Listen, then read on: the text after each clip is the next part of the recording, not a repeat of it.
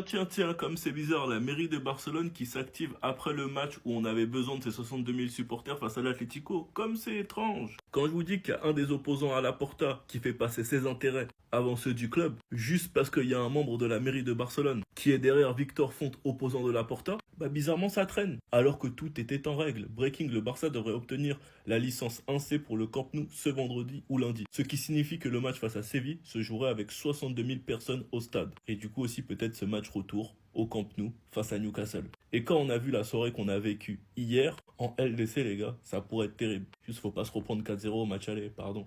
En tout cas, on a pu voir ce que la grade animation ça a pu donner, l'ambiance que ça a ramené, la motivation, le plus et encore c'était que 700 membres de la grada. Avec la phase 1C, il y en aura beaucoup plus. Donc logiquement, beaucoup plus d'ambiance. Sachant que dans une vidéo aujourd'hui qui a été prise au Camp Nou, les bâches qui recouvraient l'espace réservé à la grada animation a été retirée. Bizarrement, quand on a eu l'annonce de Mundo Deportivo ou bien même de FF Polo, comme quoi on devait recevoir l'autorisation. En tout cas, ça, c'est une bonne nouvelle. Sinon, vous les gars, vous en pensez quoi? Ramenez-vous sur Snap sans s'ennuie. Comme je l'ai toujours dit, on n'en fait pas assez. C'est dingue d'être l'un des visages du football à 18 piges. C'est un truc de tarté. Il a que 3 saisons professionnelles, dont une où il a vraiment commencé en deuxième partie de saison, à 16 piges. La saison dernière où il a vraiment joué l'intégralité de la saison à 17 piges. Et cette saison, on attend comment ça va se terminer à 18 piges. Et le pire, c'est que sur les 3 saisons, il a toujours eu des grands matchs où il lance le Barça. Même si par moments, ça se termine pas forcément bien. Match retour au Mondiaux en quart de finale de Ligue des Champions face au PSG. Passeur pour Rafinha. À l'Euro alors que l'Espagne est menée. Lucarne. C'est d'ailleurs l'une des seules fois où ça se termine vraiment bien. Pour lui. Pas pour moi en tout cas. Face à l'Inter, performance XXL qui restera gravée dans la mémoire, Zidane il a dit qu'il a jamais vu ça de sa vie. Et c'est aller-retour. Et hier face à l'Atlético. Malheureusement dans tout ça il n'y a eu qu'une seule fois où il a fini heureux. Mais il y a bien un moment où ça va finir par tourner avec ce type de performance dans les grands matchs. Il sort une énorme saison malgré le fait qu'il soit sous pubalgie. Il est déjà à 35 de GA. On est encore une fois reparti sur une saison où il va être l'un des prétendants au Ballon d'Or. Sa première saison pro, il a terminé top 8. Sa deuxième où il a vraiment fait une saison entière, il a terminé top 2. Et j'ai hâte de voir comment il va terminer celle-ci. S'il fait de la dinguerie face à Newcastle, je vais officiellement lancer la propagande Ballon d'Or. J'ai analysé l'intégralité de mes commentaires sur la vidéo que j'ai fait sur Baldé.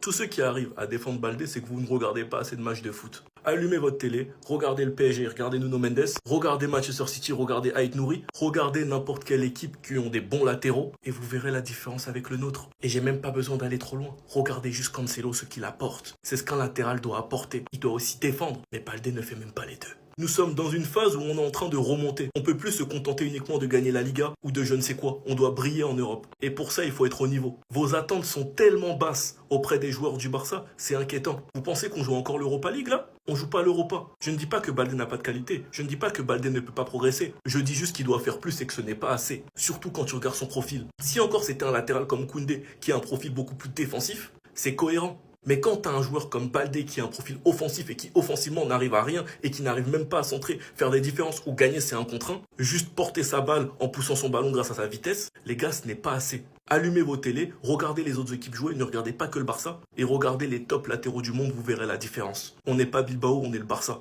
et on veut aller chercher la Champions. Et on ira nulle part s'il reste à ce niveau-là. Il faut un réveil, c'est tout ce que je demande. Sinon vous les gars vous en pensez quoi? Ramenez-vous sur Snap sans s'ennuie.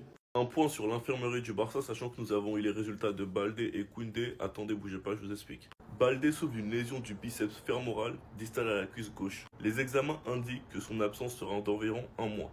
Koundé souffre d'une blessure aux ischio-jambiers de la cuisse gauche. Son retour dépendra de son rétablissement.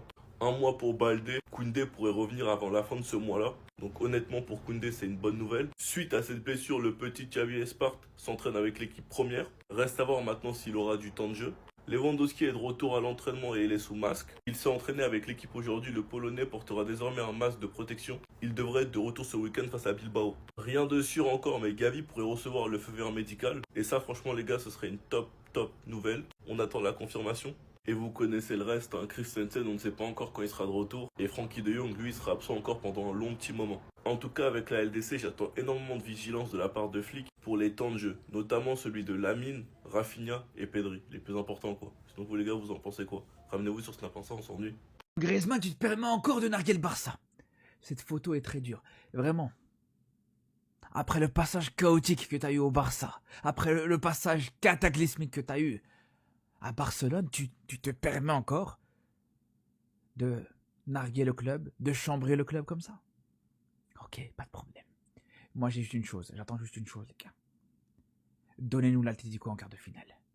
Qualifiez-vous en quart de finale. Vous inquiétez pas pour le Barça contre Newcastle, on passera. Maintenant, l'Atlético, j'espère qu'ils vont se retrouver en quart de finale et on se retrouvera en quart de finale de Ligue des Champions. Et là, on va rigoler parce que là, les frères, on a bien vu. On a bien vu sur ce match retour, quand le Barça est au complet. Quand le Barça a son 11 au complet, c'est plus la même chose. Quand le Barça a son 11 en entier, c'est plus la même chose. Contrairement au match aller. Là, aujourd'hui, on peut le dire, le Barça a été éliminé en Ligue des Champions, mais une équipe est née, les frères. Une équipe est née hier au Camp Nou. Le Barça a enfin trouvé sa défense. C'est le premier gros match cette saison que le Barça n'encaisse pas. Attendez. Les deux priorités du Barça pour le mercato d'été, comme on le sait tous, c'est un central et un numéro 9.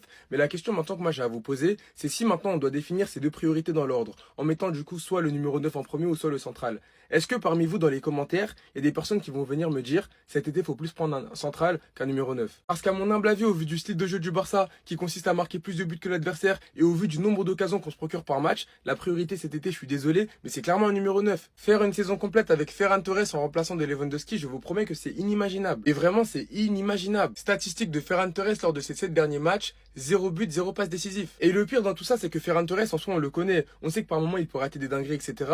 Mais en général, dans le jeu, il a un minimum bon. Mais même ça, lors des derniers matchs, il l'a perdu. Et ça veut très clairement dire que quand Ferran Torres, il est sur le terrain, il ne t'apporte rien. Et ça, c'est pas normal. Rien qu'au niveau du placement, et en plus, j'en parlais hier dans ma vidéo débrief, quand on regarde les deux buts de Bernal hier, c'est des buts de numéro 9. Sur le premier but, quand on a Lamine Yamal qui déborde et qui centre dans la surface, regardez où est placé Bernal sur l'action. Quand tu sais qu'au Barça, t'as la chance d'avoir un joueur comme Lamine Yamal, un joueur aussi talentueux, qui peut t'envoyer des caviars, et qu'en plus de ça, au milieu de terrain, t'as des joueurs comme Pedri, et que dans la surface de réparation, t'as pas de numéro 9 pour finir, je vous promets que les gars, c'est pas possible. Mais vraiment, c'est pas possible. Donc pour moi, cet été, faut à tout prix aller chercher un numéro 9, et si Ferran Torres, de son côté, il reste au Barça, en tant que super sub, comme j'ai toujours dit, personnellement, je prends, car on sait qu'en sortie de banc, il peut nous apporter, mais en tant que titulaire, les gars, c'est mort. Mais vraiment, c'est KO dans le film. Comprenez pourquoi Florentino Pérez a fait la paix avec le Real Madrid, souhaite exclure le FC Barcelone de toutes les compétitions européennes. Pourquoi tout ça maintenant et surtout qu'est-ce que tout cela cache? Reste avec moi, je t'explique tout. Pour ceux qui n'ont pas suivi, le Real Madrid va déposer une plainte officielle contre le FC Barcelone auprès de la FIFA et de l'UEFA pour l'affaire Negreira. Le club espère la sanction la plus lourde possible comme une relégation ou le retrait de titre. L'info a été relayée par plusieurs sources proches du club. Ces mêmes sources ont révélé les sanctions espérées ou fantasmées par le Real Madrid et selon eux, le Barça pourrait être interdit d'enregistrer des joueurs et exclu de toute compétition européenne. Suspension pouvant aller de 1 à 10 ans. Mais il y a bien une chose que ces insiders ne nous disent pas, c'est pourquoi maintenant. Non mais c'est vrai, pourquoi maintenant? Pourquoi le Real Madrid souhaite transférer l'affaire au niveau de l'UEFA mais ne l'a pas fait avant? Et pour bien comprendre tout ça, il faut contextualiser. En Espagne, l'affaire Negreira est sur le point d'être classée. D'ailleurs, elle devait être close l'été dernier par manque de preuves, mais le Real Madrid a demandé une prolongation de l'audition du Barça de 6 mois pour soi-disant trouver de nouveaux éléments. Le tribunal leur a donc donné jusqu'au mois de mars. Du coup, on est au mois de mars et il y a toujours zéro preuve. Et c'est pas faute d'avoir essayé, hein. On a Javier Tebas qui est un madrilène avéré. D'ailleurs, il le déclare à chaque fois qu'il en a l'occasion. S'est fait surprendre en train de donner des fausses preuves pour accuser le Barça de corruption arbitrale. En tout cas, maintenant, le délai est passé. En Espagne, il est impossible pour le Real Madrid de prolonger l'affaire plus que ça. Du coup, la dernière solution que le Real Madrid a trouvée, c'est de se tourner vers l'UEFA. Vous comprenez mieux maintenant pourquoi Florentino Pérez a décidé de faire la paix avec Ceferin il y a quelques jours? Parce que même si le dossier est clos en Espagne, l'UEFA peut agir indépendamment de la justice espagnole. Ça veut pas dire qu'ils vont trouver quoi que ce soit, ça veut juste dire qu'ils vont agir de leur côté. Et justement, le Real Madrid sait très bien qu'ils vont rien trouver non plus. Toute cette manœuvre est purement stratégique afin de maintenir une pression médiatique constante sur le Barça. Pour faire court, le Barça est considéré comme une société à risque à cause de cette enquête. Du coup, tant que l'enquête est ouverte, le Barça ne pourra jamais renégocier ses prêts bancaires. Grâce à ça, ils pourront remettre en question chaque titre que gagnera le Barça. C'est également une excuse trouvée pour chaque défaite du Real Madrid. Et surtout, et ce n'est pas négligeable, ça permet de détourner l'attention sur tous les problèmes internes du Real Madrid. Pour rappel, Florentino Pérez a ruiné les finances du Real Madrid. La justice a aussi découvert qu'il utilisait des milliers de faux socios pour truquer les votes lors des assemblées générales. Sans parler de sa stratégie de recrutement qui n'a ni queue ni tête et de son nouveau Santiago Bernabéu qui est tout simplement une fraude monumentale. Vous l'aurez compris, il prend vraiment ses fans pour des moutons, mais est-ce qu'on peut lui reprocher puisque jusqu'à maintenant ça fonctionne? De toute façon, si vous voulez mon avis, tant que vous verrez dans les commentaires Negreira League, Barça au lieu de Florentino Pérez out, rien ne va s'arranger au Real Madrid, bien au contraire, ce sera de pire en pire. En tout cas, dites-moi vous ce que vous en pensez en commentaire. Quant à moi, je vous dis à bientôt. Et Visca Barça. Vous avez vu la récente nouvelle concernant le FC Barcelone? À quelques heures du match le plus attendu au monde contre l'Atlético Madrid ce soir, on vient d'apprendre que le FC Barcelone est intéressé par la signature d'un joueur qui pourra transformer la saison prochaine du FC Barcelone. Et croyez-moi que si le FC Barcelone recrute ce joueur, on va être 1000 fois meilleur au niveau de la défense. Bougez pas, je vous explique tout. Le FC Barcelone est intéressé par la signature de Van Ven, je sais pas comment ça se prononce, cet été. Croyez-moi que c'est un défenseur solide, il joue à Tottenham, il a les mêmes capacités que Flick souhaite avoir, il va pas nous coûter très très cher, contrairement à Bastoni ou à Schlotterbeck. Si tu veux recruter un des deux, tu dois au moins dépenser 70 millions d'euros pour que l'Inter ou Dortmund te lâche le joueur. Alors qu'en face, t'as Tottenham, tu peux négocier avec eux et avoir un défenseur solide capable d'appliquer le système de Flick à la perfection. En tout cas, c'est une bonne nouvelle si le FC Barcelone s'intéresse, même si les gens ils nous appellent le FC intéressé, mais en tout cas, c'est une bonne nouvelle. Dites-moi ce que vous en pensez. Passez une bonne journée. Marc Bernal m'ont régalé. Et c'est après avoir vu ce match-là que je me dis que des gens c'est cuit pour lui. Franchement, à son retour de blessure, autant plier bagage. Parce que la façon dont Bernal, il commence à s'ancrer dans le système du FC Barcelone. Le gars devient important. Hein. Aujourd'hui, il a claqué un doublé. Magnifique doublé en plus de ça, comme un renard de surface. Alors qu'on parle d'un 6, un pivot. Hein? Ces deux buts étaient incroyables. Le gars, il s'est fait oublier de Simeone. Le fils a duré Simeone là. Bernal s'est fait oublier de lui. Il a fait un pas en avant et il est revenu derrière comme Gonzalo Garcia. Le gars il reçoit la passe décisive de Lamine Yamal. Il pousse le ballon dedans. But. Ce qui fait 2-0 pour l'FC Barcelone. L'espoir renaît. Voilà. Tout ça grâce à qui? Marc Bernal. Et après, ça a enfin donné des nouvelles de Christensen, les gars. Il est vivant. Et carrément, ça parle de prolongation de contrat. Ce matin, une réunion s'est tenue entre l'agent de Christensen, du coup, et Deco. Les discussions ont porté vers une prolongation d'une année, avec une année en option supplémentaire. Donc, une année, enfin, 1+1, en gros. Ça fait mal. De base, Deco l'avait poussé vers la sortie l'été dernier. Hein. Il l'avait dit, nous avons 5 défenseurs centraux. Et il y en a un qui a besoin de partir, en gros. Donc du coup, là, c'est la photo de son agent, du coup, qui était dans un hôtel ou dans un restaurant, bref, vous savez, capté avec Deco. Le truc qui fait chier, c'est qu'on peut pas compter sur lui. Parce qu'on sait que lui, en fait, le centre d'entraînement du Barça, en fait, c'est son tapis de course, on va dire, entre guillemets, pour la sélection. Parce que là, on l'entend pas. Et les nouvelles de prolongation viennent quand? Dans quelques jours, là, quand il y aura... dans quelques jours, j'en bégaye, il y aura les barrages, je crois que c'est Pays de Galles, bref, ils jouent les barrages pour la Coupe du Monde. Je sais pas pour acheter divers, excusez-moi. On sait que c'est le meilleur défenseur central du Barça. On sait que c'est lui, normalement, le leader. On sait que c'est lui qui aurait dû rentrer contre l'Inter. C'est lui qui est bon de la tête, qui est bon balle au pied droit, pied gauche. Son but à Chiron, les gars. Sous Xavi, la deuxième saison, bref. Donc, est-ce que c'est une bonne chose? Est-ce que c'est une mauvaise chose? Intrinsèquement, par rapport à ses qualités, c'est une bonne chose.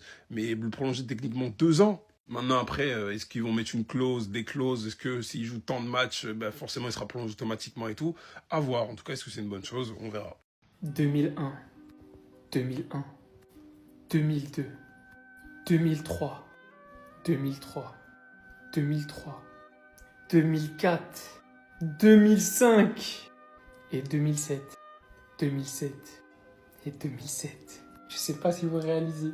Vous voulez que je pleure ce soir parce que je suis éliminé de Coupe du Roi? Alors que lorsque De Jong se blesse, voilà la paire de milieu de terrain que le FC Barcelone est en capacité d'aligner. Pedri, Marc Bernal. Quel match de malade mental aujourd'hui. Vous voulez que je pleure alors que le FC Barcelone est très probablement l'équipe avec le milieu le plus fourni au monde. Fermín López, le milieu offensif le plus décisif du monde. Pedri, Frenkie de Jong, Dani Olmo, Marc Bernal. Et on compte même pas Casado, Eric Garcia parce que c'est pas son poste de base, même s'il a pas mal de milieux de terrain. Et Gavi qui est encore blessé et qui devrait revenir très bientôt. Mouillez-vous la nuque. Vous pouvez détester le FC Barcelone autant que vous voulez. Mais la réalité, c'est que ça vous plaise ou non. Oui, le FC Barcelone a bel et bien certains des meilleurs joueurs à leur poste actuellement et très clairement les meilleurs futurs joueurs à leur poste. Merci la Masia. Merci le futur. Et préparez-vous. Pendant que les voisins sont en reconstruction, le Barça vient juste de finir d'installer les fondations.